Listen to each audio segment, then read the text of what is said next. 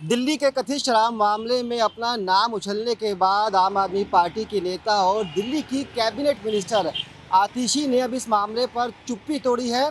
आतिशी ने पार्टी दफ्तर में एक प्रेस कॉन्फ्रेंस करके कहा कि उनके बेहद करीबी शख्स ने उन्हें बीजेपी में शामिल होने का ऑफर दिया और ये दावा किया है कि अगर आतिशी बीजेपी में शामिल हो जाएंगी तो उनके खिलाफ कोई कार्रवाई नहीं होगी।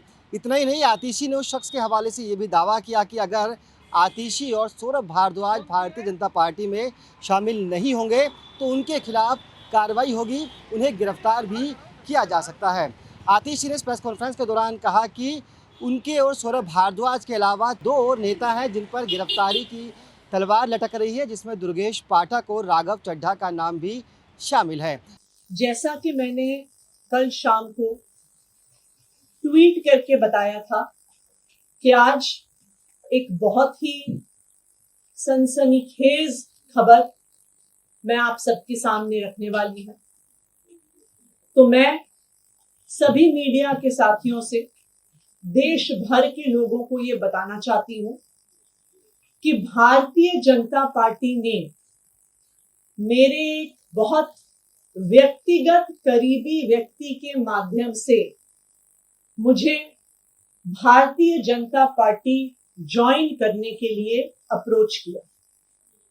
मुझे ये कहा गया कि या तो मैं भारतीय जनता पार्टी ज्वाइन कर लूं, अपना पॉलिटिकल करियर बचा लूं, अपना पॉलिटिकल करियर बढ़ा लूं, और अगर भारतीय जनता पार्टी नहीं ज्वाइन करी तो आने वाले 1 महीने में ईडी द्वारा मुझे गिरफ्तार कर लिया जाएगा।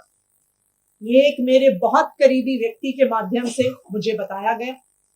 उन्होंने कहा कि प्रधानमंत्री नरेंद्र मोदी जी और भारतीय जनता पार्टी ने अपना मन बना लिया है कि आम आदमी पार्टी को और उसके सभी नेताओं को अब वो कुचलना चाहते हैं, खत्म करना चाहते हैं। पहले उन्होंने आम आदमी पार्टी के सारे शीर्ष नेतृत्व को अरेस्ट करके जेल में डाल दिया। पहले सत्येंद्र जैन जी की गिरफ्तारी हुई, फिर मनीष सिसोदिया जी की गिरफ्तारी हुई, फिर संजय सिंह जी की गिरफ्तारी हुई, और अब दिल्ली के मुख्यमंत्री अरविंद केजरीवाल जी को भी गिरफ्तार कर लिया गया है। झूठ की मशीन आतिशी मार देगा। आज फिर एक झूठ होगा।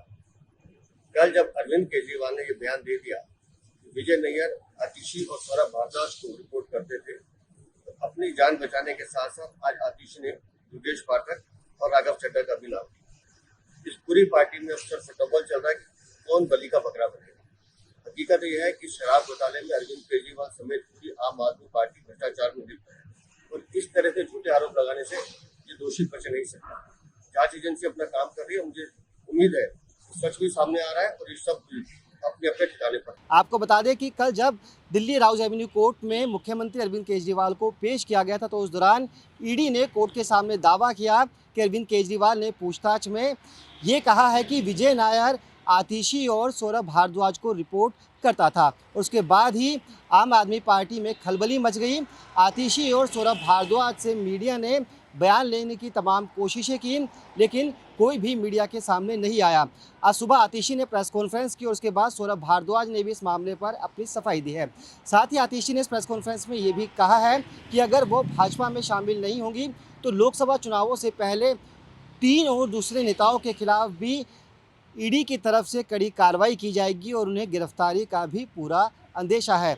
हालांकि भाजपा ने इन तमाम आरोपों को सिरे से नकार दिया है। भारतीय जनता पार्टी के बड़े नेताओं ने कहा है कि आतिशी से किसी ने अगर कोई संपर्क किया है तो वो उसका नाम भी उजागर करे, बेबुनियाद आरोप ना लगाए। आपको बता दें कि इस मसले पर आम आदमी पार्टी लगातार बैकफुट पर है। आपके बड़े नेता जिसमें खुद मुख्यमंत्री अरविंद केजरीवाल, मनीष सिसोदिया, संजय सिंह और सत्येंद्र जैन फिलहाल जुडिशल कस्टडी में है, तो वहीं दूसरी तरफ कुछ और दूसरे नेताओं पर भी गाज गिरने का अंदेशा है। ऐसे में जिस तरह से आतिशी और सौरभ का नाम अब सामने आया है उसमें देखना यही है कि आने वाले दिनों में दिल्ली और देश की सियासत किस करवट बैठती है।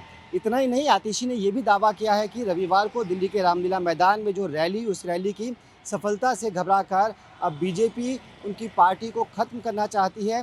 जो दूसरे नंबर की लीडरशिप है उस पर हमला बोल रही है और सीधे तौर पर आतिशी और सौरभ भारद्वाज के अलावा 2 और दूसरे नेताओं पर भी गिरफ्तारी की तलवार लटकी हुई है। अपने सहयोगी विनोद के साथ मुकेश गुप्ता, दिल्ली।